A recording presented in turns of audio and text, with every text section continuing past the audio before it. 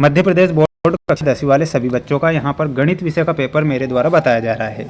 जो बच्चे हमारे साथ नए जुड़े हैं तो उनसे मैं यही कहना चाहूँगा कि प्यारे विद्यार्थियों, चैनल को आप सब्सक्राइब करके रखें, क्योंकि मेरे द्वारा जो आपको ये वार्षिक परीक्षा के प्रश्न पत्र बताए जा रहे हैं ये 100% परीक्षा में आएंगे।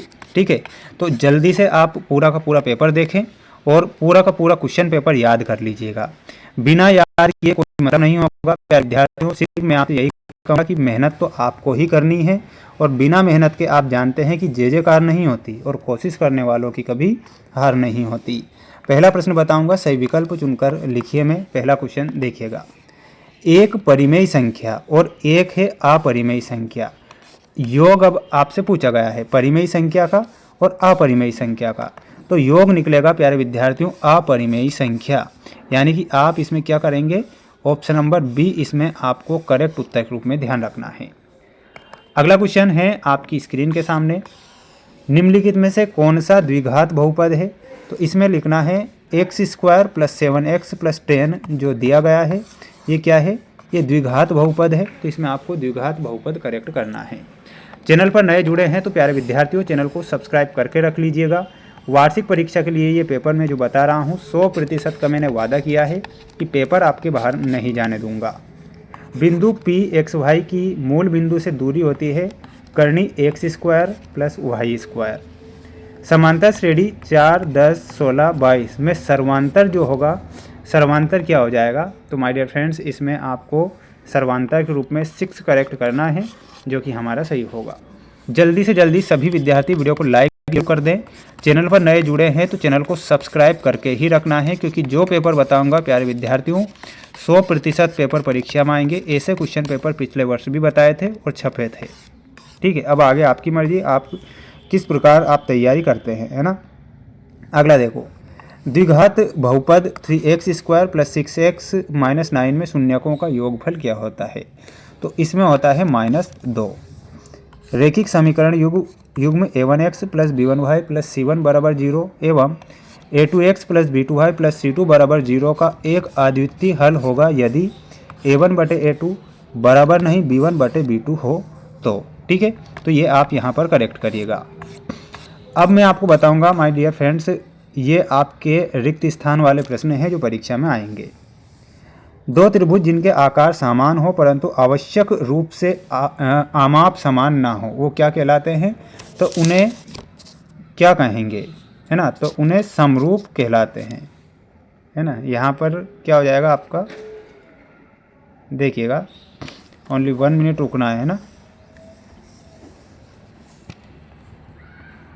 देखिएगा यहाँ पर आपको लिखना है वो क्या कहलाएंगे, समरूप कहलाते हैं।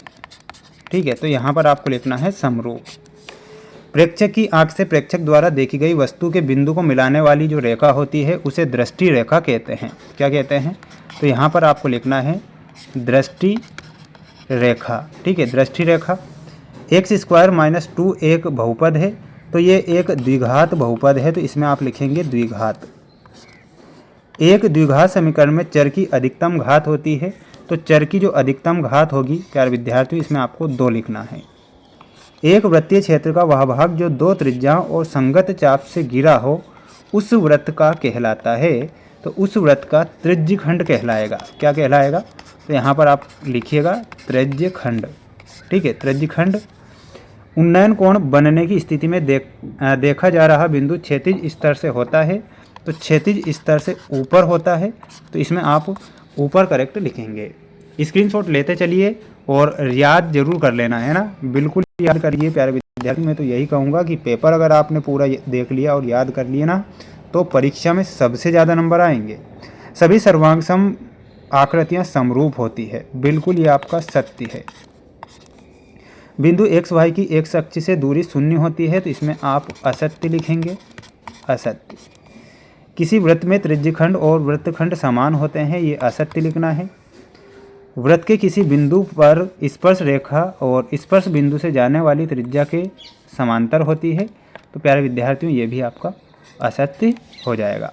अगला देखिएगा, किसी वृत्त के किसी व्यास के सिरों पर खींची गई स्पर्श रेखाएं समांतर होती है, तो ये आपका सत्य होगा।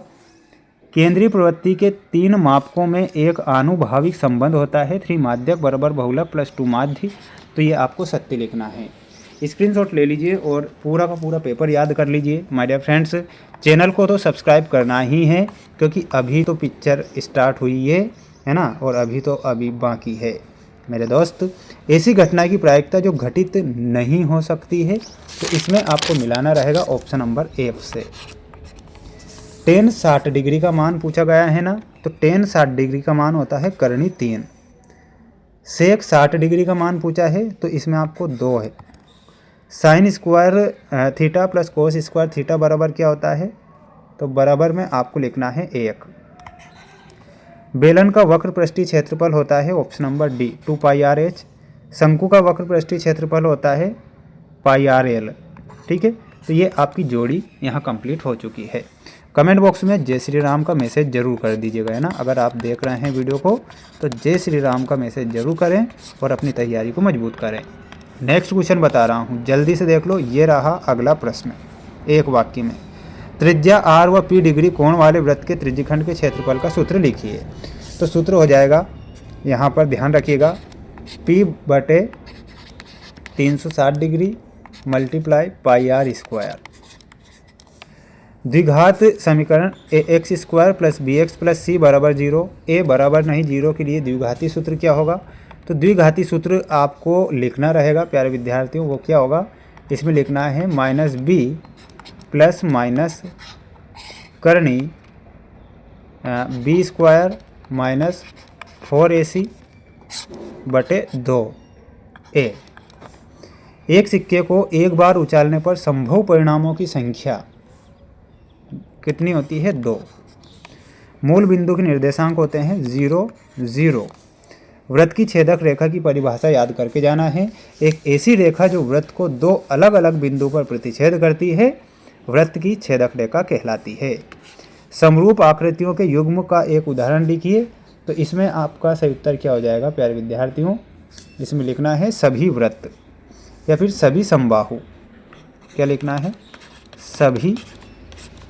सभी वृत्त आप लिख सकते हैं, या फिर सभी वर्ग भी लिख सकते हैं। क्या लिख सकते हैं, सभी वर्ग भी आप लिख सकते हैं। ठीक है, 23 प्रश्नों के आंसर हमारे ऐप पर उपलब्ध हैं। ऐप की लिंक डिस्क्रिप्शन में दे रखी है। इसके बाद ये आपका सेट सी है। सेट सी जो है प्यारे विद्यार्थियों, मैं आपको नेक्स्ट वीडियो में बताऊंगा, है ना।